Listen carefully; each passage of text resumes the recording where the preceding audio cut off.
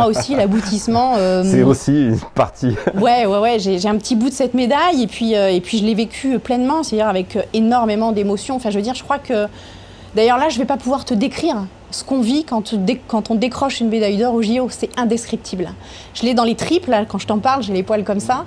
Mais je ne peux pas t'expliquer ce que c'est. C'est un tsunami, c'est un truc exceptionnel, une aventure humaine qui est incroyable. Et après ça, j'ai compris pourquoi je faisais ce métier. Et je fais ce métier-là pour vivre ça, en fait. Pour vivre des choses extrêmement fortes avec d'autres humains, dépasser ensemble nos limites, se remettre en question chaque jour, se dire qu'on peut toujours aller plus loin et qu'on n'est jamais arrivé. C'est mon pourquoi, en fait.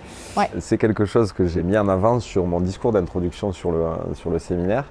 Et tu vois, quand je suis descendu de Paris à Toulouse et me dire je vais me retrouver dans la même salle de classe qu'il y a 22 ans. Et quand je les ai tous regardés, je me suis dit je suis de l'autre côté du bureau et maintenant je suis persuadé de ce pourquoi en fait. Et c'est là où ça prend tout son sens.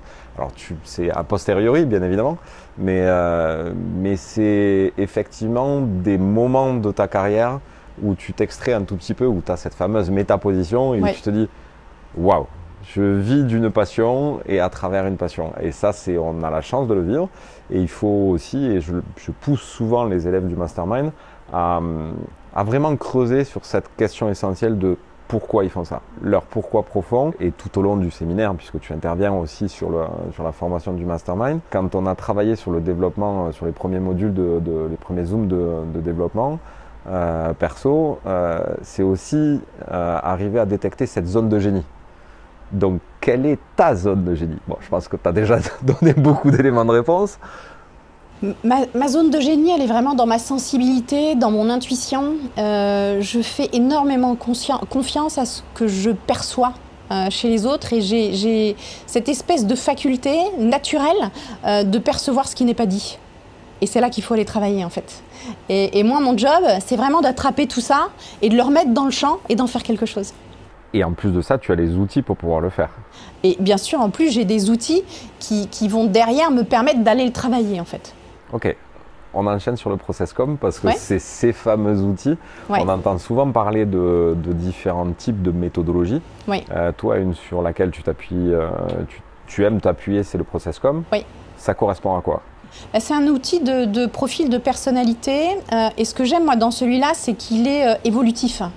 Ça veut dire qu'en gros, tu as une structure de personnalité, tu t'es construit d'une certaine manière, en 6 étages, il utilise 6 étages. On a tous les 6 étages, en revanche, la hiérarchie de nos étages n'est pas la même. Et ce qui va faire qu'on va avoir une écologie de système qui va être différente d'une personne à l'autre. Ce qui va générer aussi des sources de motivation qui vont être différentes. Donc si je reprends les 2 athlètes en aviron, ils sont sur le même bateau, ils ont le même objectif, mais ils ne rament pas pour les mêmes raisons. Et ça, effectivement, pour entretenir ta motivation, pour fixer des objectifs, c'est hyper important à connaître. Tu peux aller à contrario si le binôme Exactement. Exactement. Moi, tu me dis, par exemple, moi, compte tenu de mon profil de personnalité, si tu me dis, Nat, je vais t'aider à développer tes compétences, ça ne me parle absolument pas et je n'ai pas envie. Par contre, si tu me dis, Nat, je vais t'aider à réaliser des exploits, mais moi, je viens. Et c'est pas la même chose. En revanche, quelqu'un qui est sensible à développer sa compétence, à devenir un expert, si je lui dis viens, on va réaliser des exploits, ça lui parle pas en fait. Tu vois? Et donc cet outil, il nous apporte vraiment des clés qui vont nous permettre de gagner du temps et d'optimiser le système de la personne. Ok. C'est aujourd'hui des formations que tu proposes. Comment ça se passe si jamais il y a des gens qui veulent aller vers ça? Où est-ce qu'ils vont prendre les renseignements? Comment ça fonctionne? Alors moi, je suis certifiée coach en accompagnement individuel, mais aussi collectif, avec la ProcessCom. Donc, si quelqu'un souhaite travailler là-dessus, moi, je lui fais passer son profil. Derrière, je lui fais son débriefing pour lui expliquer comment il fonctionne, lui donner quelques clés. Et ensuite, je peux continuer à l'accompagner en fonction de ses besoins. Et pareil, sur des équipes, je fais passer le profil à l'ensemble de l'équipe. On fait une cartographie d'équipe et on voit comment optimiser le potentiel de l'équipe. De façon à avoir une meilleure communication à l'intérieur. En plus, ça s'appelle aussi process communication. C'est vraiment l'objectif, notamment dans l'équipe, c'est de fluidifier les relations et fluidifier vraiment les modes de collaboration. En utilisant finalement le talent et la richesse naturelle que chacun va pouvoir apporter. Il n'y a pas une personnalité qui est meilleure qu'une autre. Non, toutes les personnalités sont OK. Et l'idée, c'est quand on est en équipe, de savoir optimiser finalement le talent naturel de chacun et de le mettre au service du collectif. On s'en est rendu compte et on en a beaucoup discuté ensemble pendant des années, et y compris avec Laurent aussi, qui est ton mari. Et c'est une des raisons pour lesquelles j'ai voulu que vous interveniez aussi sur ce programme. Les gens ne se connaissent pas suffisamment en fait. Et dans des métiers où on accompagne d'autres personnes, je pense qu'il est essentiel en fait de d'abord se connaître correctement pour justement améliorer cette communication avec l'autre. Tu penses quoi de ce point? En fait, effectivement, ça c'est hyper important ce que tu dis, parce que à partir du moment où je vais accompagner l'autre, je vais l'accompagner dans des zones aussi de vulnérabilité. Et si moi, je n'ai pas rencontré mes zones de vulnérabilité, je ne pourrai pas accompagner correctement l'autre pour rencontrer les siennes. Pourquoi? Parce que les siennes vont résonner dans les miennes. Je risque d'être un peu déstabilisée. Il y a des endroits où je ne vais pas aller parce que je vais être gênée, je vais être dérangée. Et en revanche, si j'ai travaillé dessus et que je suis OK avec mes propres zones de vulnérabilité, je vais pouvoir aller plus facilement rencontrer celle de l'autre et l'accompagner dans les siennes. Ouais, tu sais que ta personnalité, tu as tant de pourcentage d'énergie à consacrer à tel domaine de ta personnalité, et tu t'organises en fonction de ça en fait. Ouais, alors je te donne mon exemple. Par exemple, moi, l'étage justement process, organisation, chez moi, c'est pas le plus développé. Moi, ce qui est très développé, c'est le côté très intuitif, sensation, etc. Donc, admettons que j'accompagne quelqu'un qui est ingénieur et qui a cet étage process, organisation qui est très développé. Moi, je sais que il va falloir que j'aille quand même dans cet étage-là pour l'accompagner au mieux. Il faut que je sois OK pour y aller, en fait. Et que moi, je me sois quelque part réconciliée avec cette part de moi, en sachant que je peux y passer un certain temps, et qu'au-delà, je vais être dans l'effort et je vais devenir moins bonne.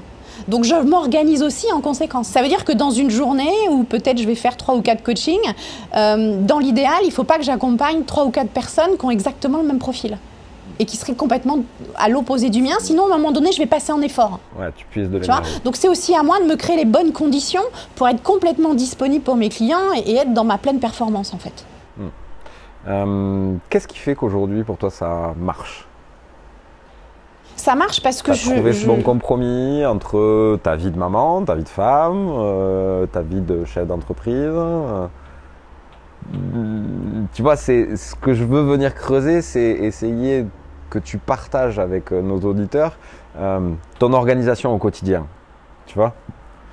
Alors, il y a 2 questions. La première, pourquoi ça marche? Déjà, ça marche parce que je crois que je suis alignée à mon essence profonde. C'est-à-dire qu'à partir du moment où j'ai su quelque part pourquoi j'étais sur ce monde-là et ce que j'avais à apporter, les choses ont commencé à se dérouler avec beaucoup de facilité en fait. Et c'est comme si les planètes au fur et à mesure se sont alignées avec moi. À partir du moment où je me suis alignée à moi, les planètes se sont alignées. Après, la seconde question sur mon organisation personnelle, c'est pas facile tous les jours. Pourquoi c'est pas facile tous les jours? Parce que je suis une passionnée et la passion peut m'aspirer en fait. Et mon point de régulation, c'est mon fils. Mon fils... Les gamins te rattachent au présent. Ouais, dessus. Forcément, parce que alors du coup j'ai des règles très simples. Ça veut dire que moi je passe la moitié des vacances scolaires avec mon fils et mon mari. Donc mon mari a le même principe que moi.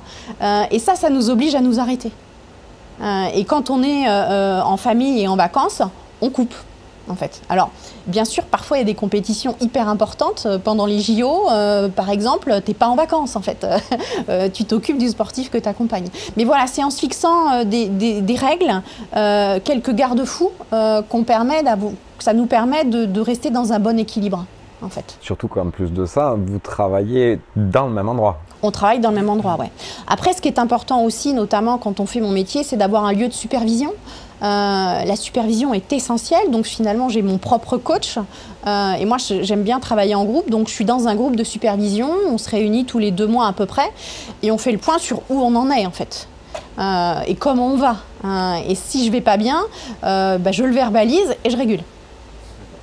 Et ça assure et ma sécurité dans le métier que je fais, mais aussi, surtout, la sécurité de mes clients. Et ça, c'est essentiel d'être supervisé dans ces métiers-là. Et on le voit bien sur le groupe qu'on a là, ce qui ressort en premier en fait comme notion, c'est le fait d'appartenir à cette communauté et d'avoir cet échange, de se dire ah ben tiens, moi j'ai tel frein ou tel blocage dans mon quotidien, et de suite il y en a 2-3 qui vont dire ah ben moi aussi j'ai la même chose, et pour autant cet effet solitude en fait quand on n'a